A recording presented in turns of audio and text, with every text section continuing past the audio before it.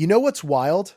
The government just told us inflation is only 2.4%, and yet your grocery bill is up. Your insurance is up. Your coffee is up 18%. Your health insurance just hit you with a 26% premium increase. So either the government is measuring the wrong things or something is happening underneath the official numbers that nobody is talking about. In this video, I'm going to show you both what's really driving prices right now, why the official story is incomplete, and the one decision most people are about to make that will make their financial situation significantly worse over the next 18 months. My name is Daniel, and I spend way too much time thinking about inflation and why your money keeps buying less. If you're someone who feels like they're doing everything right financially, saving, budgeting, avoiding big splurges, but still feel like you're falling behind every time you go shopping, make sure you hit that subscribe button and give this video a thumbs up if it helps you out. Because what's happening to prices right now is not random. It's not bad luck. And it's definitely not your fault. But understanding it, really understanding it, is the difference between being blindsided every 3 months or actually getting ahead of it. Let's get into it. Here's the thing nobody wants to say out loud. You were manipulated. Not by some shadowy conspiracy, but by a lag in how prices work. Think about how a dam operates. You can build pressure behind it for months. The dam holds. Everything looks fine. And then, all at once, it breaks. That's exactly what happened with tariffs and price increases in 2025. Companies built up massive inventory stockpiles to get ahead of tariff implementation. Those stockpiles absorbed the hit. Prices barely moved. You felt relief. The headlines declared victory. The dam just broke. We're now staring down the fourth major economic shock since 2019, COVID, the war in Ukraine, sweeping new US tariffs, and now the Iran conflict. Brent crude, the global oil benchmark, touched $119.50 per barrel, up from about $70 before the US-Israeli strikes. That's a 70% increase in a matter of weeks. Here's a number that should genuinely stop you. The OECD, the global economic forecasting body, just sharply raised its US inflation forecast to 4.2% for 2026. The Fed's target is 2%. The official current reading is 2.4%. The gap between where we are and where we're heading is massive, and almost nobody is talking about it yet. Now, you might be thinking, okay, I don't drive that much. Oil prices don't really affect me. And look, I get it. That's what most people think. It's also completely wrong. And I'm going to show you exactly why in the next 2 minutes. But first, I need you to understand something important. The inflation you're about to feel is not coming from one direction. It's coming from 4 directions simultaneously. That's what makes this moment different and more dangerous than 22-2. Let me walk you through each one. Let me give you an analogy that will make this click instantly. Imagine the economy is a giant pizza delivery operation. Oil is the delivery driver. Every single order, every product, every service, everything that gets made, moved, or processed needs that driver. When the driver's costs go up, it doesn't just affect the delivery fee. The restaurant passes the cost to the pizza. The supplier passes it to the restaurant. Eventually, it lands on you. Oil is used to create gasoline, diesel, and jet fuel. The things you buy every day all need to be moved from where they're made to where you buy them. And even if you drive an electric vehicle, natural gas is an increasingly important fuel for electric utilities. As the price of natural gas rises, your electricity bill rises with it. Here's the math. Every $10 rise in oil prices adds roughly 25 cents to the price at the gas pump, with larger spillovers to jet fuel, diesel, and fertilizer. The effects ripple through goods and services across the entire economy. Oil went from $70 to $119. That's a $49 increase. You're looking at over $1.20 added to every gallon of gas, plus cascading effects through every supply chain in the country. Here's the part most people miss. Even after oil prices fall, it will take months for cost increases to recede because of the time it takes to move and process commodities. Your local restaurant raised menu prices last quarter because their food delivery costs went up. When oil comes back down, Do you think they're lowering the menu prices? Almost never happens. That's the asymmetry of inflation. It goes up fast and comes back slow. And here's where it starts getting really uncomfortable. Because oil is just the first domino. The second one is something that hit you in 2025, but you haven't fully paid for it yet. Let me explain what I mean. Most people think tariffs already hit prices, and they did, somewhat. But here's what actually happened. Companies depleted the inventories they had stockpiled ahead of tariff implementation. Those stockpiles delayed the full price impact from reaching consumers. That's why the initial tariff hit felt manageable. That buffer is now gone. After holding the line on prices for several months, companies, big and small, have begun a new round of increases, in some cases by high single-digit percentage points. These are on top of the tariff-driven price hikes from last year. Now, the government says foreign countries pay the tariffs. I need to address this directly. A Kiel Institute for the World Economy study found that American consumers and businesses are paying 96% of the cost of recent U.S. tariffs. Foreign exporters absorb only 4%. So when you hear a politician say, China is paying, the independent research says you are paying. Almost all of it. Let me put real numbers on that. The Nonpartisan Tax Foundation found tariffs cost the average American household roughly $1,000 last year. That's expected to rise to about $1,300 per household in 2026. $1,300. That's a car payment. That's 2 months of groceries for a family of 3. That's real money leaving your budget before you've made a single decision. So how does this show up in things you actually buy? Ground beef is up 15% since February 2025. Coffee is up 18%. Healthcare costs are rising 6% to 7% in 2026, double the general inflation rate. And premiums for ACA Marketplace health insurance are up an average of 26% this year. 26% on health insurance. That's not a rounding error. That's a genuine financial crisis for millions of families. Now, here's what I really want you to pay attention to, because we've talked about oil and tariffs, both of which feel external, like things happening to you. But the third force, this one is happening because of decisions that were made in Washington, and it's going to be with us for years, not months. I want to ask you something, and I want you to actually answer it honestly.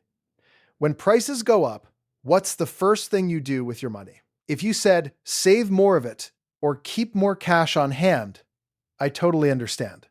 And I need to tell you directly, that instinct is making your situation worse.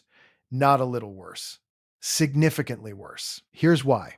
The OECD is now forecasting US inflation at 4.2% in 2006.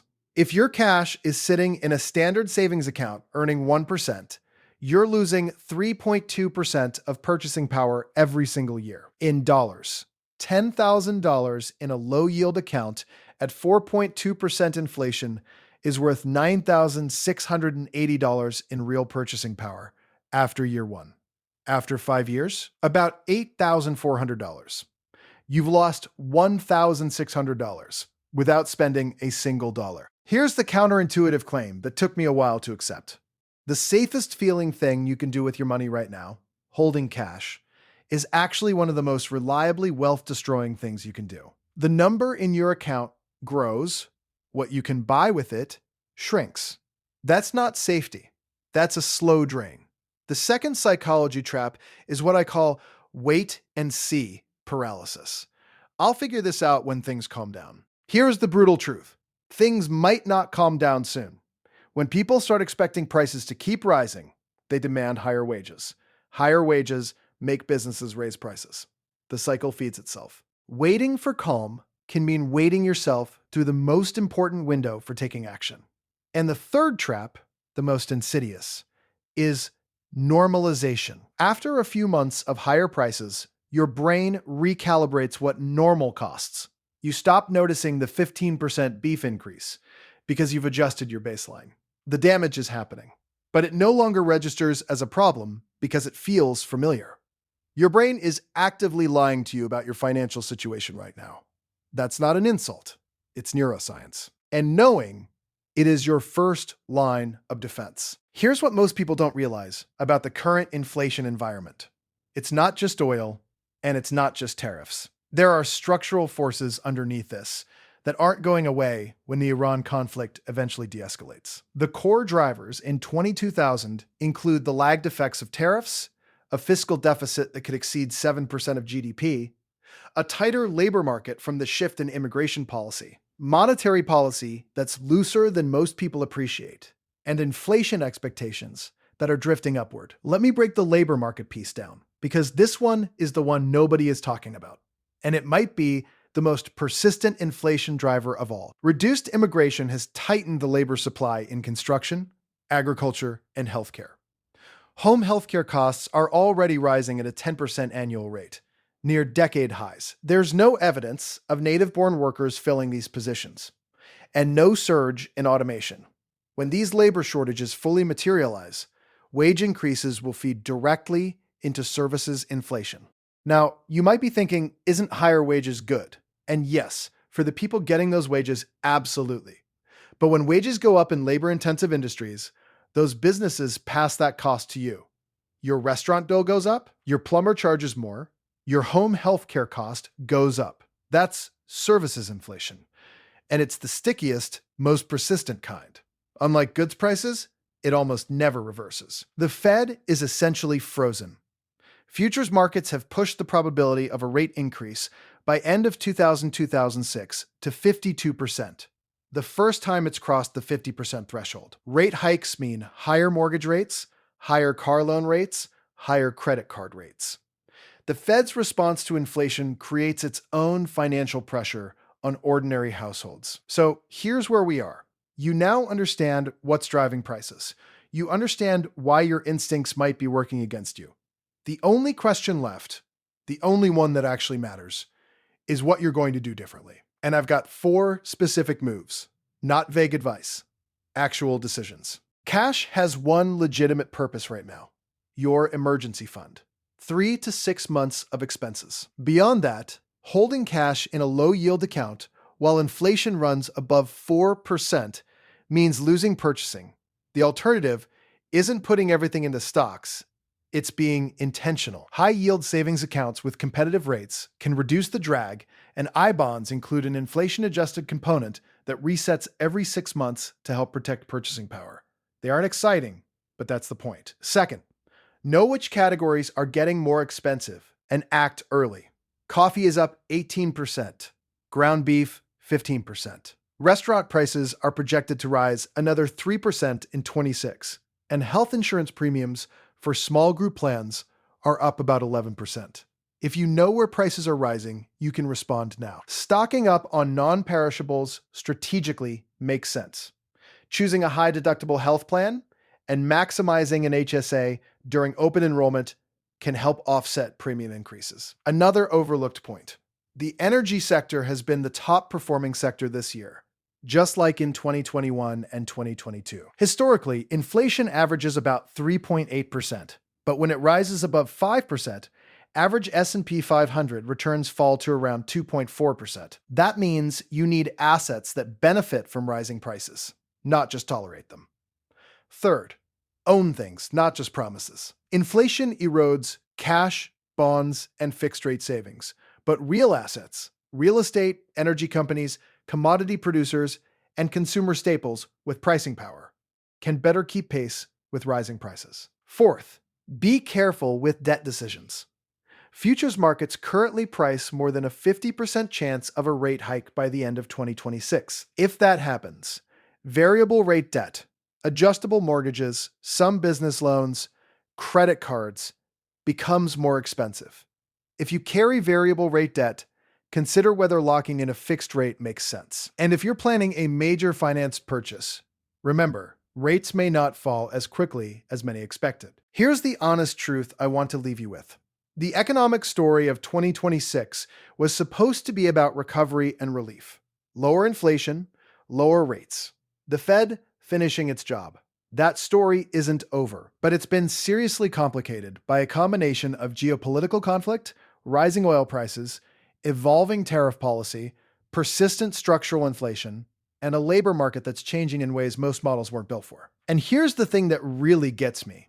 Much like we saw in the wake of the pandemic, these changes could trigger a longer lasting bout of inflation, like the one which is still with us 5 years after it started. The relief you felt in late 2025 was real, but it was also premature. The people who get through this in a better financial position won't be the ones who predicted exactly when oil prices normalize or when geopolitical tensions ease. They'll be the people who understood what was driving prices higher, acted with intention instead of fear, and built financial lives that are deliberately designed for this environment, not the one they wish they were living in. You now know what's driving it. You know the psychology traps to avoid. You know the 4 concrete moves. The only question is whether you're going to act on it or wait until the dam breaks a little further. Drop a comment below. What's the category where you're feeling the squeeze the most right now? Groceries? Gas? Insurance? Rent? I genuinely want to know because your answer determines the next video I make for you.